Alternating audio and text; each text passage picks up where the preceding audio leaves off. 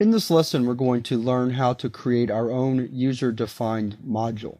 A user-defined module is just a Python program that we turn around and import into another Python program so that we can use the code that was defined in the module. For this example, we're going to use the Newton's method of approximating square roots that we demonstrated back in the chapter on nested functions. So the first thing I want to do is I want to create the program that's going to store the module, and we're going to call that newton.py. Now I want to find the code that I used in that example, the Newton method, and that's in a program called chapter 13 ex1p2.py. And it's all of these functions right here, including that import statement to import the math module. So I'm going to copy that.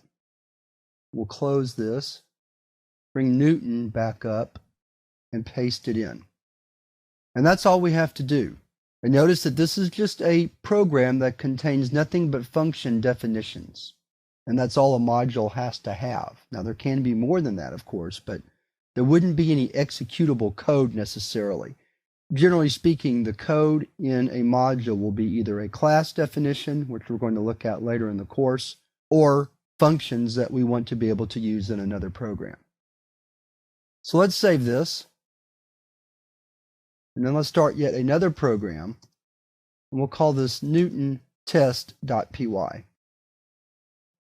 So the way we import a module that's user-defined is we use a little bit different syntax. We write from Newton import, and in this case we want to import all of the functions, so we're going to say import star or asterisk, which just means import everything. In the next lesson I'm going to show you how to only import those functions that you need. So now we're ready to go. So let's write a program that will compute a square root. So we're going to enter a number, and that should display the square root, the approximation of the square root using our Newton's method. So let's save the program, go back to our command prompt window, and let's run the code. So we'll try 9, and there we see that it printed the approximation of the square root of 9. So let's go back to our Newton test program. We also had a program called average. So just for fun, let's print the average of two numbers. And we'll just pick two numbers at random. So let's save the program. And let's run Newton test again. We'll do the square root of 25.